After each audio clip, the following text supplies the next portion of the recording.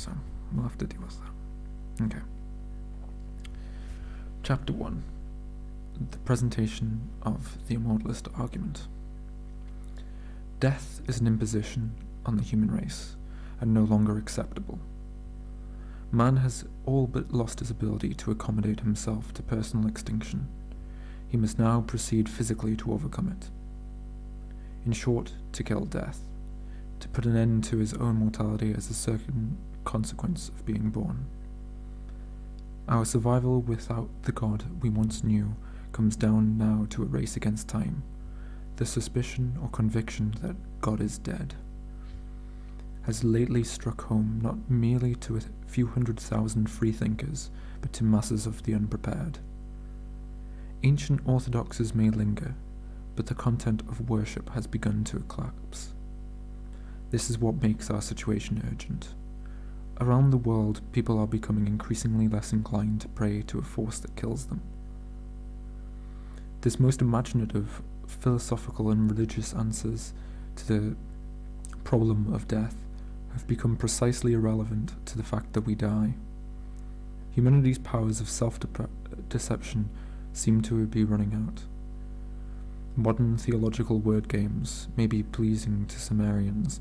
Let jazz be permitted in the old spiritual gathering places.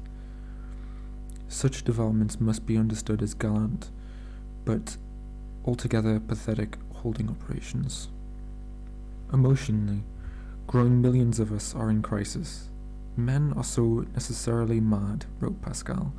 Not to be mad would amount to another form of madness. 300 years later, with the mass communication of anxiety and new weaponry and drugs in our possession, we need only open the morning paper or sit down to television or look into our lives to observe signs of growing spiritual insurrection. Life as it used to be seems in the process of slowly exploding.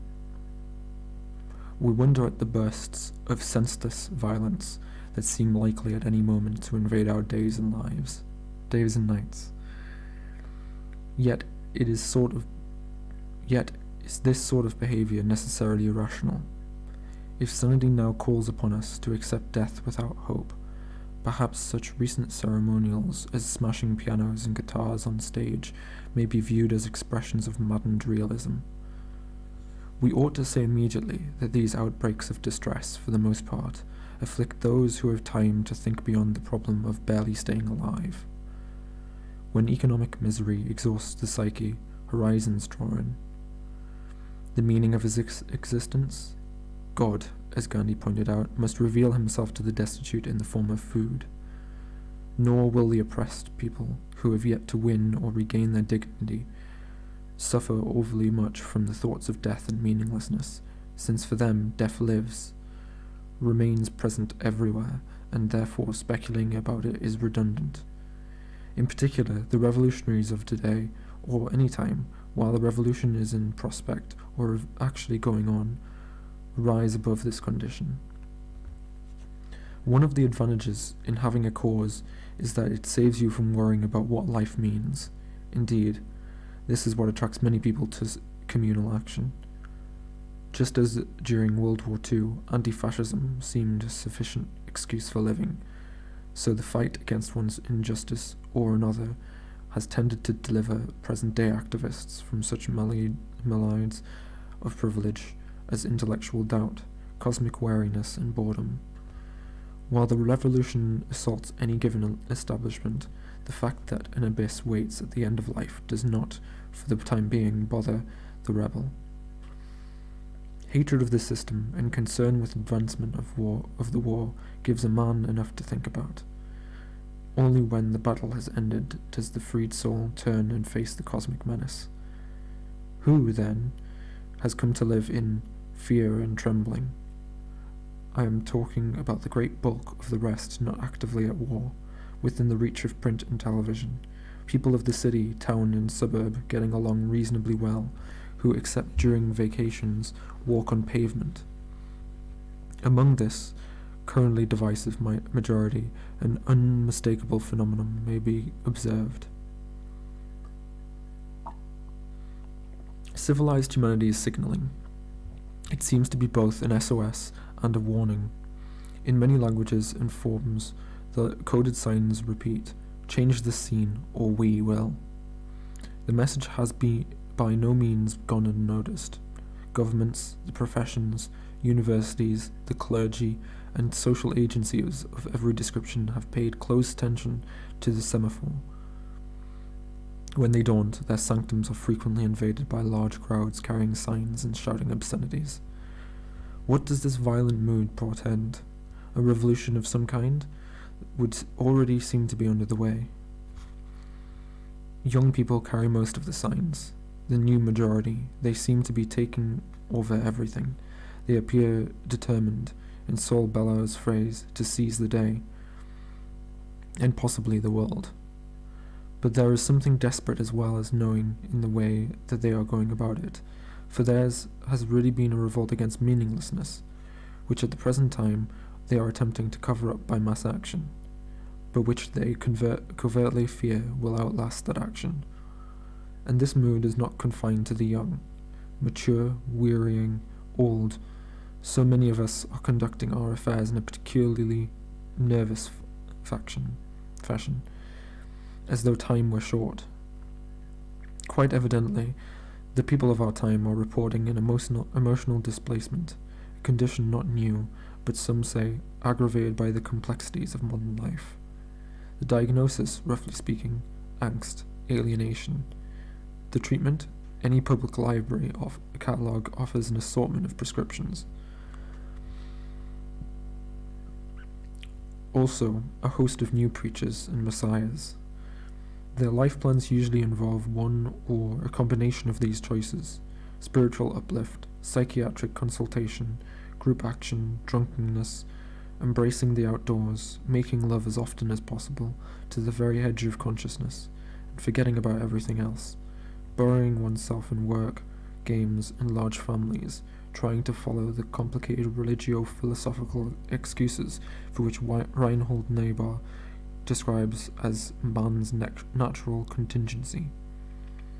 And in more recent years, the skillful employment of narcotics, blowing your mind and seeking rebirth in the psychedelic voyage.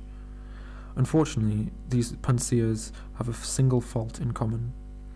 They are all varieties of self-hypnosis. Without an exception, they aim to cover up our condition rather than change it. Tiptoeing around the old man with a young bride, they dare not come to grips with the bride is death.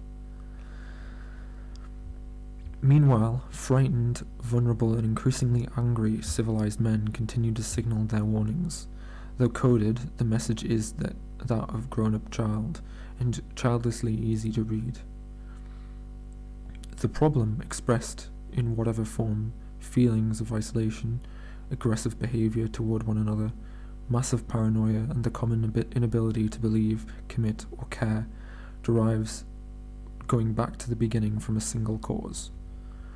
At the heart of this distress, the illness may be identified, simply and without sham, as the fear of aging and death. All else is peripheral, and finally unimportant. Hence no therapeutic treatment, however inspirational, can do more than apply a coating of salve to our concern. The problem causing civilized men to semaphore frantically and strike out in all directions is neither social nor philosophical, nor religious or even psychiatric. Rather, it is based solidly on an intolerable recognition only now emerging to general consciousness, with protective myths and orthodoxies having been stripped away, not merely the knowledge but the gut realization that the void is waiting for everybody, and that each of us is going to vanish into it.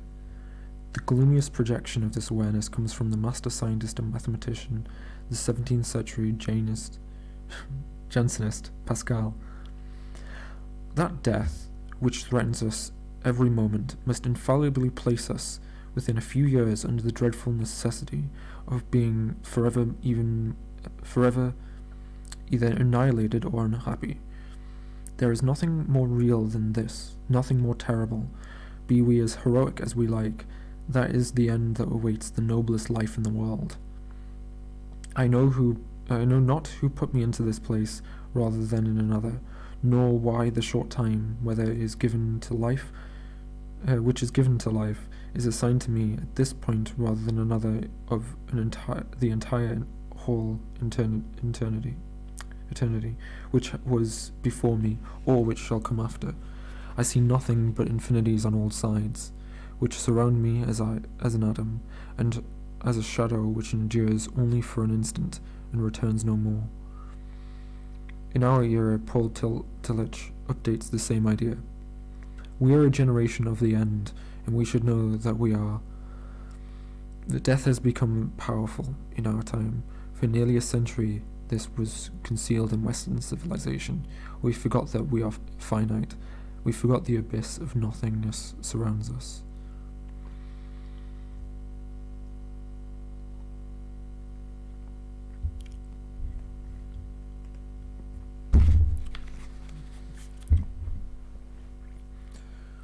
We need not detail any more such pronouncements. The point is that philosophers feel this way, but that insight into doom, once the privilege of certified thinkers, has now been brought home to nearly everybody who can read. It is the something new of our day. All around us we have the spectacle of overflowing millions, no longer praying but grasping for salvation. Behind all facades of sophistication and toughness, each in his own style, every man for himself. Salvation by whatever means, and quickly. It has become the central passion that drives us, a need rapidly turning into an imperious demand to be rescued from nothingness. This is not to deny that life can be sunny and lusty, packed with fascinating hours, that everybody has the chance to turn his span into an adventure filled with achievement and lovemaking, and that we dance, skydive, float in space, build marvelous computers, and climb mountains under the sea. Admit too that we have never had such music and proliferating excitement and varieties of challenge. Still, after the exuberance of being young, as young men and women grow only a little older, there begins to intrude on all of our scenes a faint disquiet. At first it visits intermittently. The occasional feeling of a shadow seems not too important, perhaps an illusion. Then it reappears. In the beginning, the shadow may be mistaken for doubt, about certain values such as justice, about the propensity of brutes, a child with leukemia, death to the volunteer, safety for the malingerer. But then the uneasiness grows into something more important than doubt. An old Marxist cartoon showed languid dancers at a ball. A great worker fist has rammed up through the dance floor. Death to the aristocrats! But there has always been this larger fist bringing death to all classes. The great fist of death appears sooner or later to everyone, at first in a dim outline, not necessarily brandished in our direction, often in repose, but still there. It becomes a strange, inconstant vision. Sometimes the fist recedes and appears to vanish, but then on another day returns. The years advance, it slowly grows larger. Why it should be poised over us becomes as much a mystery as the menace of the fist itself. The vision intrudes unexpectedly, not only in the middle of the night, perhaps during a cocktail party, after the football game, while you are watching children on the lawn. Not that we think about it all the time, people have other things to do. Still, it remains just beyond our attention, waiting. We do our best to put the vision off somewhere, make it remote, or close it off with black jokes. Any new religion is eagerly grasped for a little while. We must kick the vision, by whatever means. Otherwise all experience dissolves in irony, since it and we will soon be gone. In this state of mind, love which passes can become too much trouble. Without faith, compassion seems useless. But now, precisely at the wrong time, men, by by the millions are in danger of succumbing to the tremendous input of their own information, which has all but destroyed faith. In Escape from Freedom, Eric Fromm saw this: the state of anxiety, the feeling of powerlessness, the insignificance, and especially the doubt concerning one's future after death, represent a state of mind which is practically unbearable for anybody. Freud perceived in this psychic state the universal neuroses of mankind. As Norman O'Brien has expressed in Life Against Death, neurosis is not an occasional aberration. It is not just in other people, it is in us, and in us all the time. Man has established in himself a psychic force opposed to his own idea. The force grows from a will to self-destruction, which he tries to resist. Unfortunately, the death instinct is the core of the human neuroses. Therefore, mankind, unconscious of its real desires and unable to obtain satisfaction, is hostile to life and ready to destroy itself.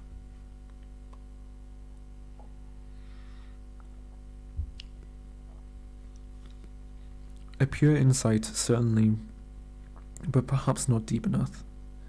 Would it be ingenious to explore the possibility that the fact of death alone, or by itself, may be what is at the core of human neuroses?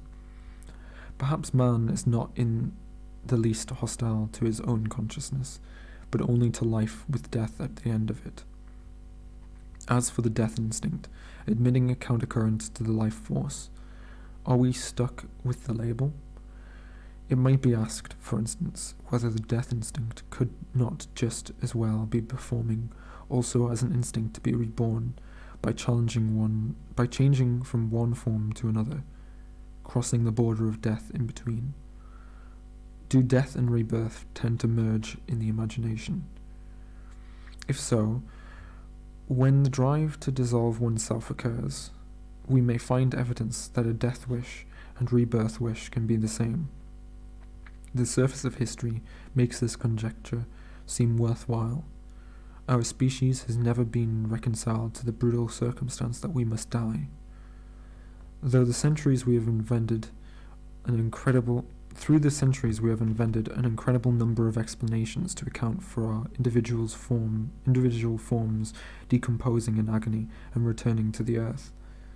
The mysterious happening of death has led humanity to expiate primal guilt in both monstrous and beautiful ways.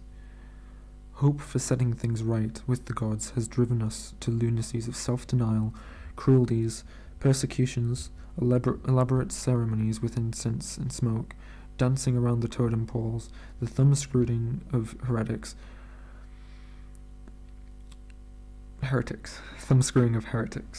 from Mexico to India, the casting of shrieking innocents into pits, and all kinds of psychotic, shameful, and ludicrous practices, such as would make whatever gods might be watching hide their eyes.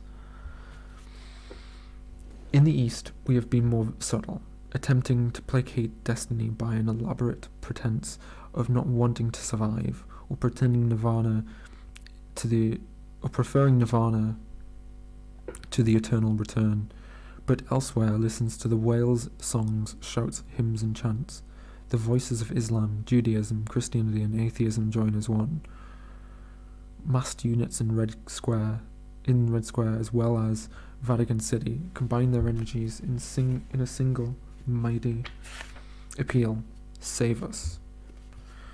For the beauty and cruelty in the world, the kindness and the murder, our art trying to illuminate this wilderness, speculations of philosophers and descent into drugs and drunkenness, today's wildly emotional crowds rushing around the world's streets, all are organized around death, and designed to protect each of us from annihilation here or elsewhere. Dostoevsky penetrates our situation with one quick thrust. In The Possessed, Kirillov, the engineer, about to become his own god by committing suicide. Man simply invented God in order to not kill himself. That is the sum of universal history down to this moment. Tracking man's spiritual history, we can follow this path. From the beginning, human consciousness longs and plans to perpetuate itself. Out of individuated consciousness, which is original sin, what Miguel de Unamuno called the hunger of immortality is born. Man craves personal immortality, but observes that everybody dies. He then creates gods and worships and placates them, assuming that we must have done something wrong. He constructs the systems of self-punishment to pay for the primal crime. Still, everybody dies. Then, since eternal life on earth obviously is not forthcoming, and placating the divine authority hasn't worked, he more or less unknowingly resolves to knock down the gods or replace them, or to become God. Since this must be done waringly, for fear of retribution, he informs himself of what he is doing through myths. In these dream projections, the Promethean and Satanic types, or the foolish women such as Eve, always undergo a severe chastising, but the idea of rebellion is thereby passed along. No good, everyone goes on dying. He attempts to trick fate, as in the Far East, by pretending that he does not want to come back to life, that he doesn't accomplish anything either. No, that doesn't accomplish anything either. Now he grovels before the gods, saying, "All right, I won't eat or make love too often. I'll play half dead in advance, refuse to enjoy, even die before I die, offer myself for wounding, expose my undefended belly, genitals, backside, anything. Is that what you want?" No help. Thus men alternate between abject surrender and assertiveness, but whatever our tactics, we have always been in a state of permanent revolution against imaginary gods. Rephrasing and extending the Freudian conception, all culture has been a subtle and devious attempt to usurp divine authority, to conquer death, at the same time taking care not to excite the anger of the gods who inflict morality on us, until we are strong enough to overthrow them. Man is a rebel, as Camus says, but he also resists himself, resists and sabotages his own rebellion. The permanent revolution is constantly being unfurled with. Counter-revolutionaries in humanity's own ranks have always managed to slow down the centuries-old drive to remove death.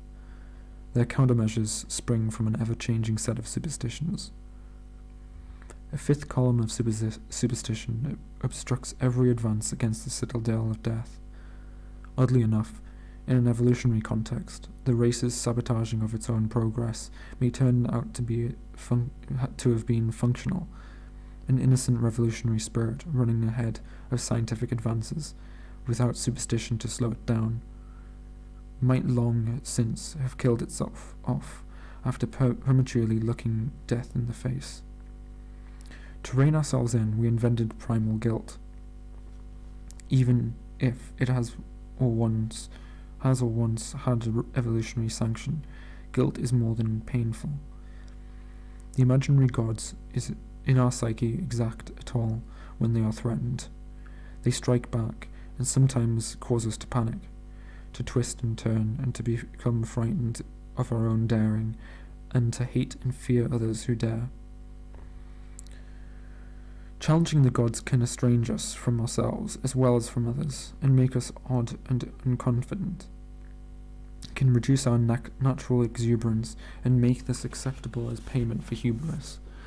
The rebel is, at times, exposed, vulnerable, and afflicted by the suspicion that in his refusal to accept divine authority, which leads to death, he is somehow wrong.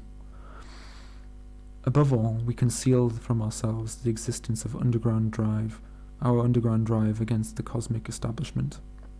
Men must keep it from themselves that they are in revolt against the gods, or against nature. Only by means of this hypocrisy has our species been able to keep the revolutionary program going. It has enabled man to plot against his gods while he worshipped them. A distinguished drive towards divinity, the creation of our own divinity, carries us forward. At certain times we advance too quickly, and the gods in our heads inflict a terrible revenge, sometimes on ourselves, more often on others.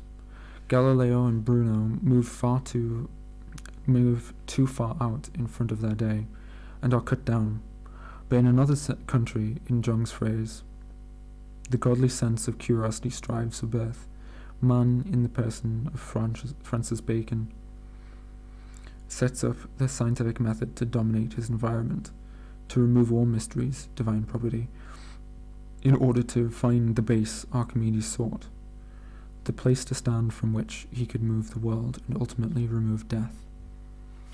I'm just taking a break time to get back at it.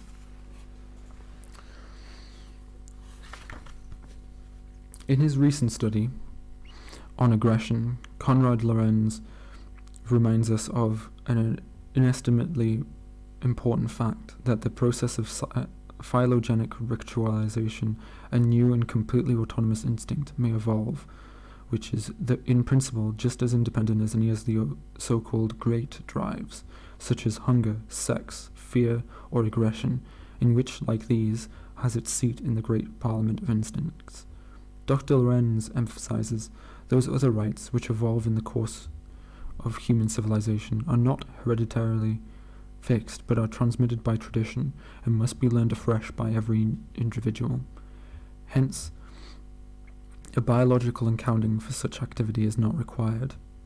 Among animals, symbols are not transmitted by tradition from generation to generation. It is here, if one wishes, that one may draw the borderline between animals and men, and man's whole system of innate activities and reaction is phylogenetically so constructed, so calculated by evolution as to be complemented by cultural tradition. From Dr. Lorenz's conclusions, it would seem so unnecessary to question whether the struggle for individual immortality, if such can be shown to exist, is derived from animal traits. Doubt whether activity of this kind can be filed under instinct or drive becomes equally irrelevant. It will be enough to show from man's history and continuing behavior that one of his constantly prevailing modes of activity, conceivably his project since time began, has been that of seeking ways to perpetuate his individual forms, ourselves. If we have a clue here, then the animal originated drives or instincts can be supposed to have been redirected in the special interests of human survival. Does the Darwinian struggle for existence continue unchanged in modern dress? Perhaps, but the principle of natural selection has obviously to some extent been countermanded in human affairs, for instance by medical advances, computer technology, and the range of destructive powers of weaponry.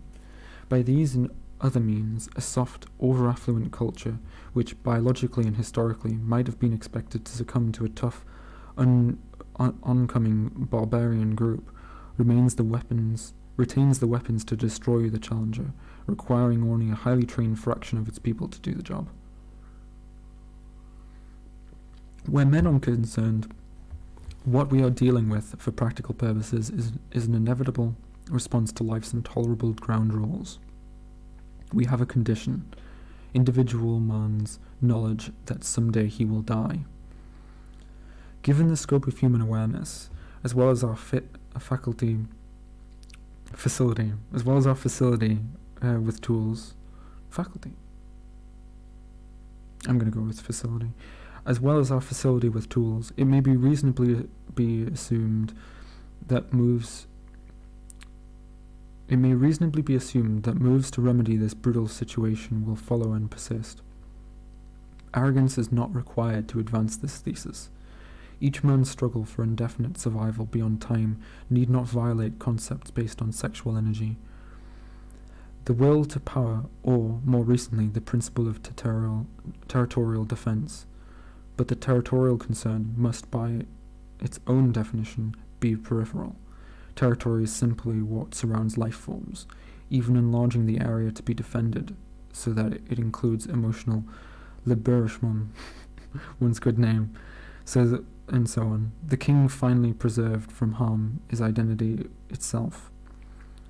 Territory remains the outer perimeter, an outer concern of being, not its citadel. Having lost faith, a great many men and women have returned to the old superstitions, now cloaked in new disguises. God may have retreated, but the gods today are by no means dead.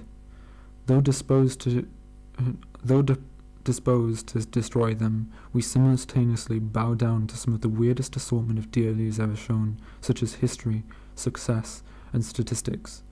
We worship purveyors of luck, fashion, and publicity. We follow shifting gospels based on journalistic graffiti passing for honest news.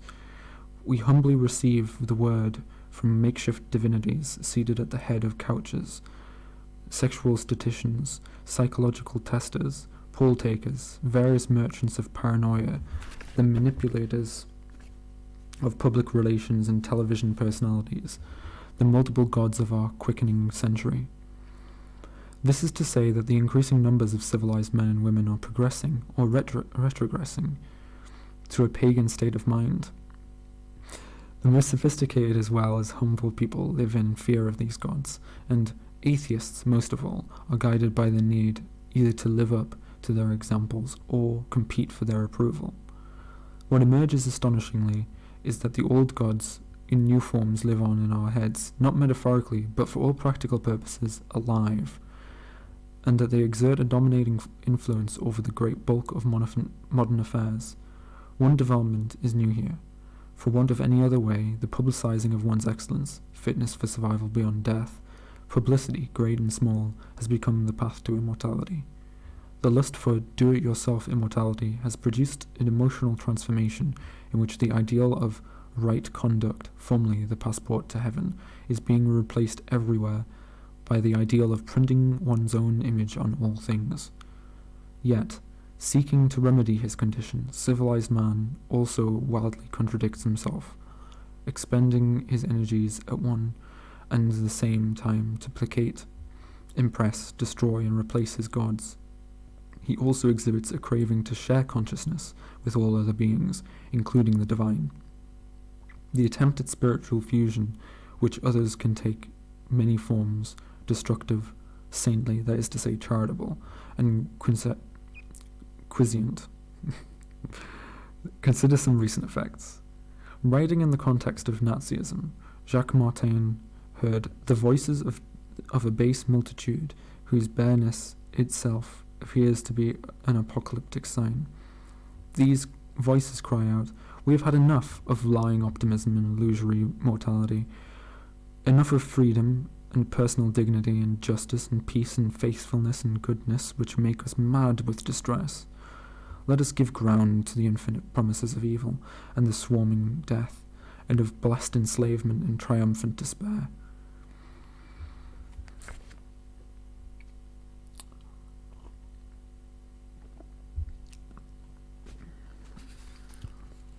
In contrast, growing out of San Francisco and New York, and spreading across the country, we have had the hippie subculture based originally on the ideal of natural saintliness, and of any rate of free-form living. This has been made possible by a union bringing together the wisdom of the East and Western philosophy, with LSD and other substances providing the means for prolonged, repeated escapes from time, which marks the minutes leading to extinction. The movement should be understood, and generally is not, as an attempt to achieve immortality now. Freedom from time, money, history, death. It also attempts to realize a general sharing of consciousness, in other words, collective immortality. The bigger unit of the culture, one calling himself Billy Digger, has said, would be the commune instead of a house with one man and one woman in it. The commune would not be owned by one person or one group, but would be open to all people at all times to do whatever they wish to do. In a different way, searching for communal immortality through violence, California's Hell's Angels and the Red Guards of China have been into the same things, knocking down the uncles of the world and putting dunce caps on them. If such movements appear to deny old-fashioned responsibility and traditional modes of achievement, it is not surprising. The ideal of achievement has to do with the reach for immortality, which, if you feel already in that state, even in simulation, is obviously no longer necessary. Still, these starts at saintly living, including glibly saintliness through violence. Whether genuine or make-believe, fail to hide the phenomenon of flight. Saintliness in our time will not be able to generate corrective measures against our one long-range problem, which is death. Lacking a dynamic principle beyond that of shattering present life forms, it can only turn into another short-term holding operation. Saintliness can further charity, farming, and simple craftsmanship. It can create motorcycles for the road to nowhere. It can promote measures, at least temporarily, to restore dignity, such as mass sweeping of refuse-strewn neighborhoods. It can sponsor brotherhood happenings in the park, create sweet afternoons with flowers, balloons, and kites, and encourage people to draw closer to one another. But finally, the uses of saintliness are defensive, resisting technological inroads on the soul. They represent an attempt to deal with the neurotic industrial society by dropping out of it. Possibly the goal of all these efforts is the agrarian return to the small machine shop. But with all the love and kindliness in the world, no agrarian retreat or machine shop rendezvous can prevail for long against the thought of death, except by encouraging the participants to ignore it. And as the body grows older, this cannot be done. The enlarged families of the now, people will grow older. The measures they have undertaken are not wrong, but right before their time. They must be reserved for the day when we gain utopia beyond time. They are eternally right, but temporarily inadequate. For the near future, drop-out brotherhood will not be enough, because the struggle against real death requires training, and must be fought out industrially and in the laboratory. As for the psychedelic trip, no one should doubt that it can prove rewarding, if it is not taken too far and too often, but resorted to as a complete way of life. It may hurt you in mysterious ways, and achieve not much more than a temporary, helpful, and perhaps cowardly cracking of identity. What makes widespread psychedelic dropping out as alarming as it can be is that if substances are used improperly, after a point, with each new voyage, return to the old identity and earthly purpose tends to seem increasingly less worthwhile.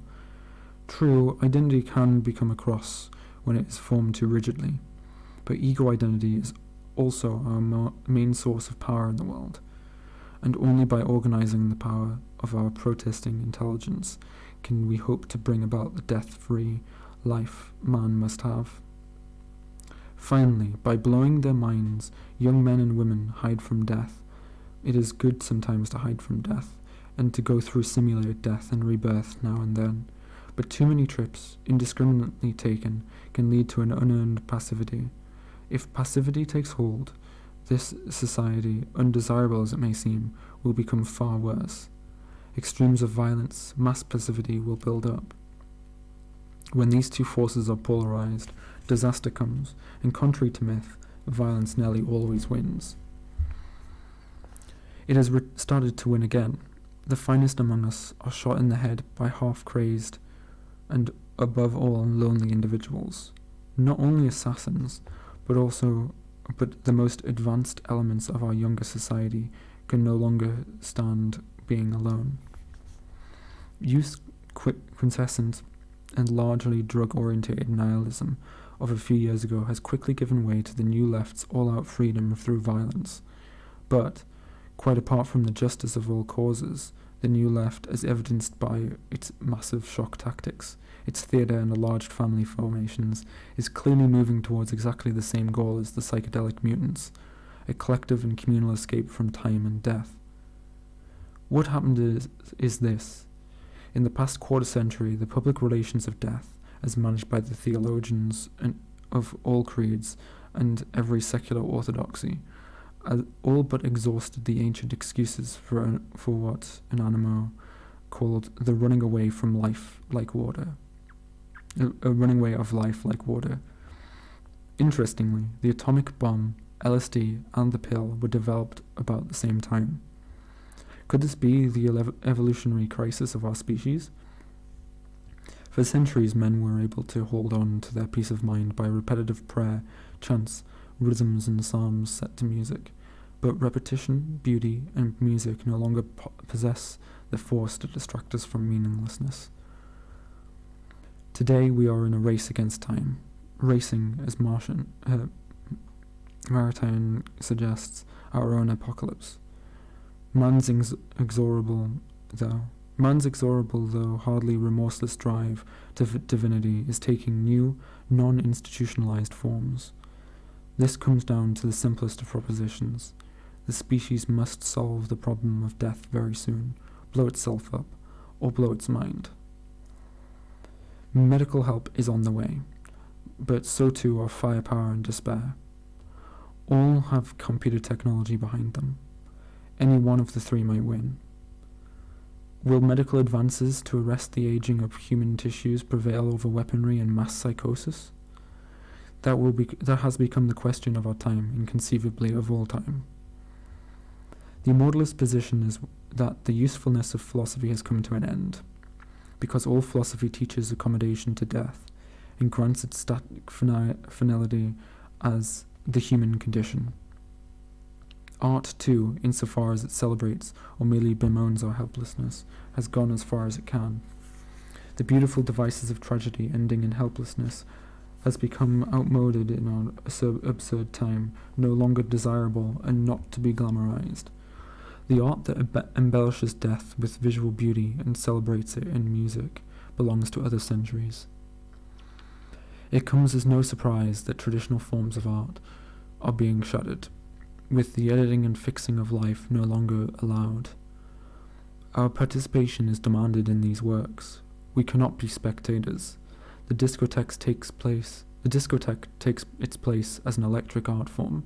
We loosen our anxieties with the help of enormous guitars in a temple of fragmentation, kinetic and luminous forms that reach out and bring us into the action, declaimed poetry now so often set to music, multiple screens, happenings that frequently involve orgy and obscenity, all have one purpose: to smash the separateness of everyone present, to expose feeling and break through thinking, to make us live, in the phrase Alan Watts has quoted from Ananda K. Kumaraswamy, a perpetual uncalculated life in the present. And all this too amounts to one more attempt to hide from the end, but substituting Dionysian togetherness for romance, and a bombardment of the senses, light works of the soul, a sort of electronic Buddhism in place of sequential perception. The use of kinetic environment as an art form removes death, creating the illusion of an eternal now, as an illusion in that it seems to guarantee eternal youth, which, of course, is what this generation is really after. The Immortalist thesis is that the time has come for man to get rid of the intimidating gods in his own head. It is time for him to grow up out of his cosmic inferiority complex. No more "dust thou art, and dust thou shalt return." Bring his distinguished desire into the open, and go after what he wants, the only state of being he will settle for, which is divinity. We have circled the moon, harnessed nuclear energy, artificially reproduced DNA, and now have the biochemical means to control birth. Why should death itself be the last enemy, be considered sacred and beyond conquest? A new act of faith is required of us. The kind of faith that we might have had a few decades ago, but did not when Dr. Goddard was bravely projecting his rockets into the atmosphere, and a band of futurists was insisting that not just in comic strips, but in reality we could lift ourselves beyond any space that could be seen from Earth. This new faith we must have is that, with the technology at our disposal, in the near future, death can be conquered. This faith must also weld salvation into medical engineering. We must drive away the gods of doubt and self-punishment.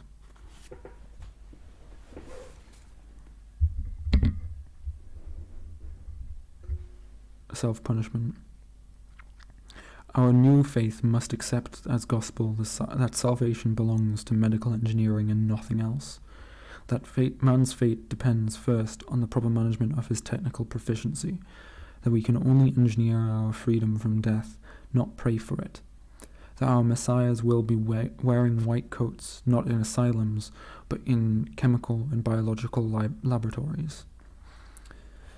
With such faith, we will stop shrinking into conformity, huddling in corporations and communes, numbing our anxieties by means of network television. Great corporations can, of course, in fact must, contribute to this effort, but with much more imagination and daring than most of them exhibit now. In this spirit, many young people will perhaps moderate their future dependency on the psychedelic stimulation of death and rebirth, their escape into mob action, and such devices as the electronic scrambling of consciousness. Does such a project seem quixotic now? Perhaps so, but it will not tomorrow. It is at least as practical as going beyond the moon, and conceivably, from an evolutionary standpoint, part of the same program. Our conception of immortality now requires precise definition. What must be eliminated from the human situation is the inevitability of death as a result, and natural end of the aging process.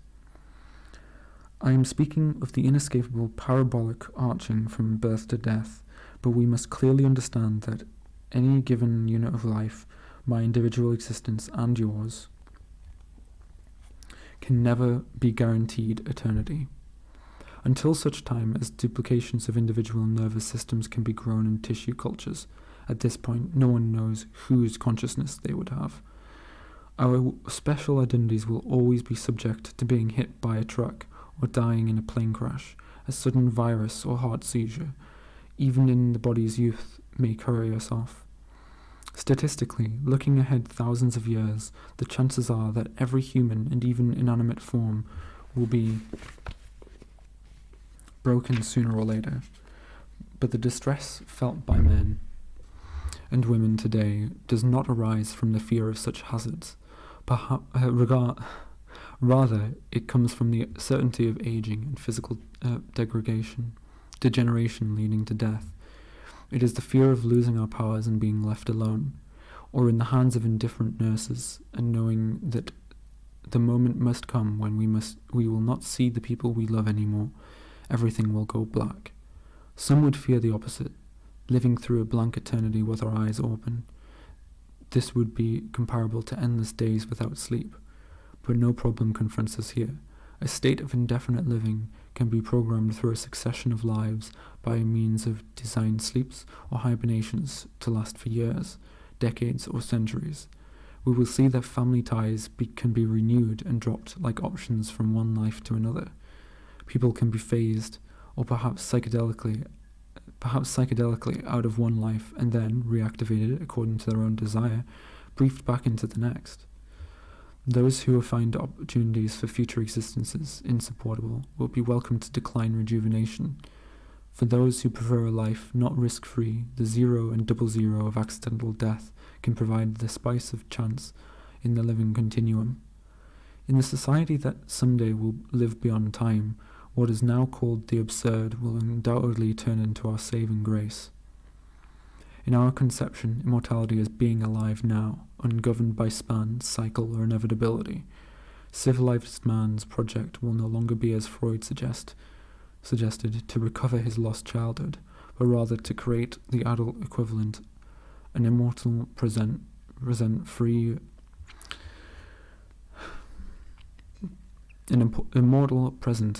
from fear of aging and death. Our aim, against the counsel of nearly all wise old men, will be to fix our immediate environment so that, puny as we'd like to tell ourselves, we are still placating the old gods. The environment puts itself at our service. The world is made for consciousness. Each consciousness, wrote Anonymous, a human soul, is worth all the universe. Our project, at least, as worthy as the Manhattan Project that produced the atomic bomb, and the National Space Program, can be to individualize eternity, to stabilize the forms and identities through which the energy of conscious life passes. An immortality program would not nearly be as expensive as the atomic energy and space projects, but at the beginning it would involve intensive work in basic biology, since the first principles of aging process are only dimly understood, and have not yet been satisfactorily formulated. We will find that a full-scale assault and death begun in this manner is by no means impractical, and that even if it were, men, still unbeknown to themselves, have already decided to undertake it. The case for the immortalist point of view will rest on evidence that since the beginning of recorded time, man has engaged in a disguised drive to make himself immortal and divine, and that this overriding motive, which accounts for much of his significant action, is now driving him towards his evolutionary crisis. The time has come for man to turn into gods or perish. Okay, there you go. Chapter 1.